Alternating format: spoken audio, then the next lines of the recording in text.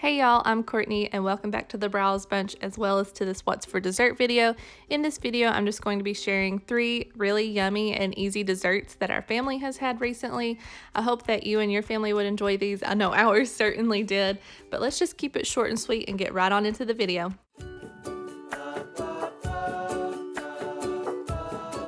So for this first dessert that we're going to be making, it's going to be a Boston cream poke cake, and this was so good, y'all.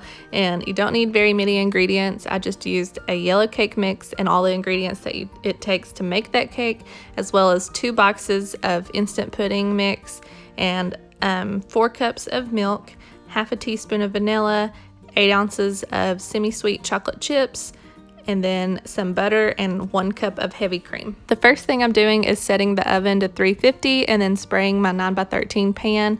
And like I said, I just mixed the cake mix with the ingredients that it had on the back of the box, so that's what I'm doing first.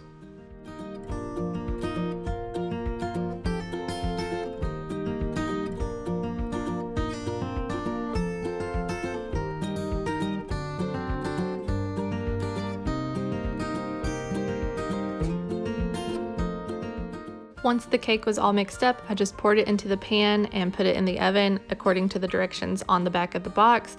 So I cooked it in the oven for 35 minutes and that was perfect enough time to get it done. And then once it's done, you just want to let it cool completely before using the end of a spoon to poke little holes all the way through it like you'll see here. And then once I did that, I went ahead and started mixing up my vanilla pudding mix. And for the vanilla pudding mix, that's when you will be mixing up your 2 boxes of pudding as well as 4 cups of milk and half a teaspoon of vanilla. Then once you get it all mixed together, you just want to go ahead and pour it all over the cake and then put it in the fridge to chill for 1 hour.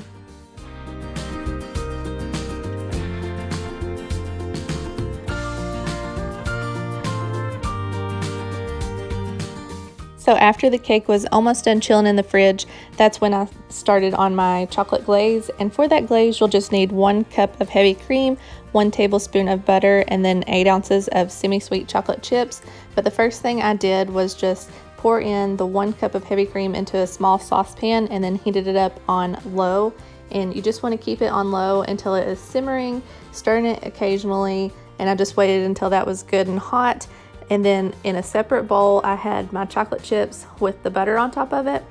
So once the heavy cream was heated all the way through, I went ahead and poured that over the chocolate chip and butter and just let that sit for a couple minutes. And once it was done, I stirred it up until it was good and smooth.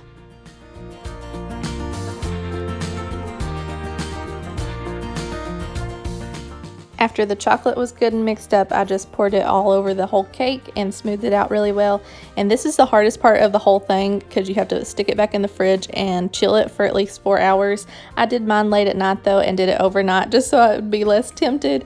But it was so good. This cake was probably too good. We devoured it. Our family loved it. So if you guys try this out, I would love to hear about it in the comments down below, or you can let me know over on Instagram. I would love to see it. But I hope you guys enjoy this one if you try it because it's yummy. This next dessert is probably one of the most simple desserts I've ever made. It is just 2 ingredients. That's right, just 2 ingredients. I just took a thing of cinnamon rolls, and you will also use the icing that is in those. And then I had this caramel apple filling that you can get at Walmart as well. And this is very versatile because you could use any of the kind of filling that you would like, as well as I know Walmart has different kinds of cinnamon rolls too. They've recently, I've seen, had a strawberry cinnamon rolls, and then if you did like strawberry pie filling, I bet that would be really good. So the first thing I did was just spray my little muffin pan. I'm using a square one, but I'm sure just the normal round one would work as well. But I just flattened out each of the cinnamon rolls and stretched them as good as I could before putting them down into the muffin pan. And it ended up coming up about halfway into the muffin pan, which made the perfect size little miniature pies. And then the next thing that I did was just pour in a little bit of that pie filling into each one of the cups. After I had done that, I had the oven preheated to 375. I just followed the package instructions on the cinnamon rolls, so I ended up cooking them in the oven for 15 minutes, and that was the perfect amount of time.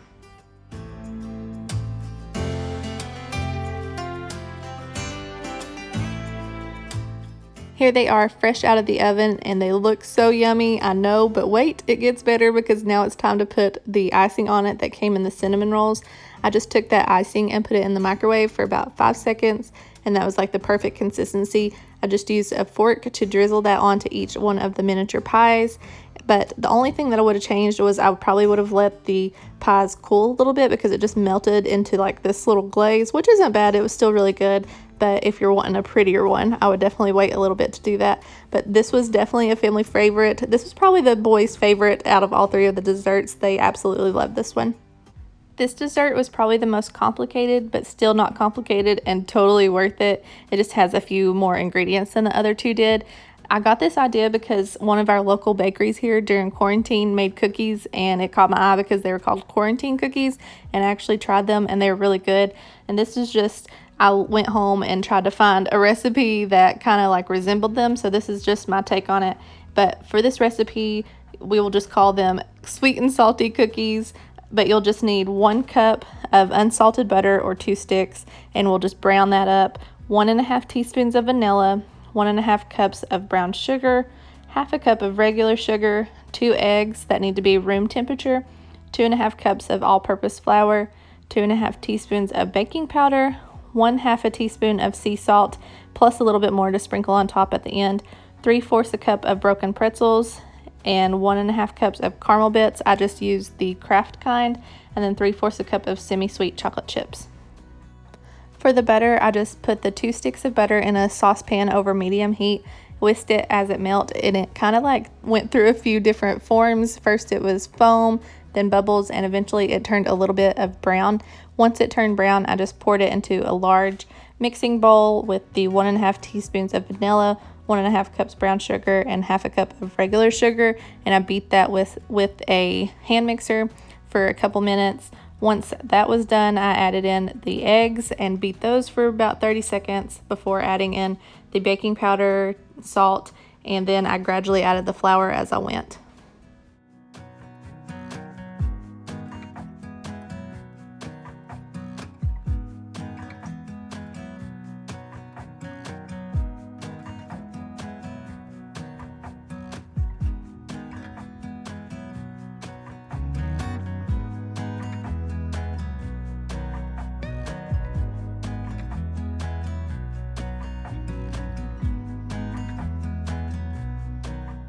Once it was all mixed together and it formed a dough, that's when I just added in the 3/4 cup of the broken pretzels, 1½ cups of the caramel bits, and 3/4 cup of the mini semi-sweet chocolate chips. I just folded that in with a spatula really well, and I also had already preheated the oven to 350, so you do want to bake these on 350 for 13 minutes.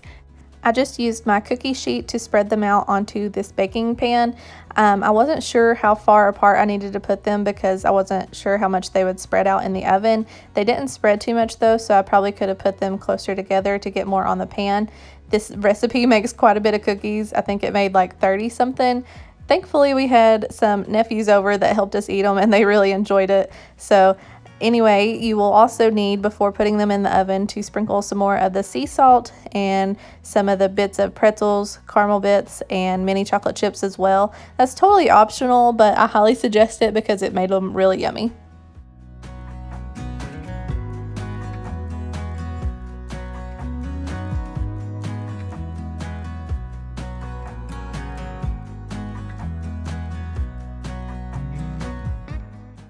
13 minutes ended up being perfect for these cookies to be done to our liking.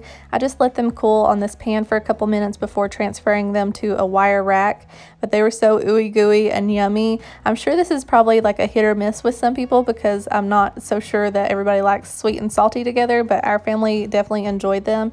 But I hope you guys enjoyed the video, and if you did, make sure to give it a thumbs up and let me know down in the comments down below which one you would love to try out. And if you do try them, I would so love to hear about it over here or on Instagram, either one. It's at the Briles Bunch there as well. But I hope you guys have a good day, and I'll see you in the next one. Bye, y'all.